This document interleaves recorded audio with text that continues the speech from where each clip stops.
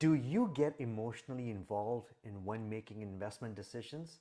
I know your answer is probably a big fat no. Let me tell you a story, a true story about two men, Gage and Elliot. Gage and Elliot got into an accident at two different times, and they both suffered damage to their frontal lobe, the part of the brain that makes emotional decisions. Now, both are educated, both are healthy, physically healthy, mentally healthy, and both are intelligent. Scientists thought without emotion, they'll be able to make good, rational decisions.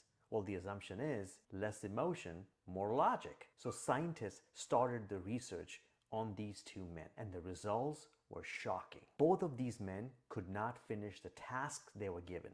They could not hold jobs. They were not able to make good decisions. As a matter of fact, the decisions they made were erratic and many times irrational. The biggest lesson from this research was that the emotions and logic are not separate, mutually exclusive things in human lives. They're actually deeply intertwined. One simply cannot make a good logical decision without an emotional input.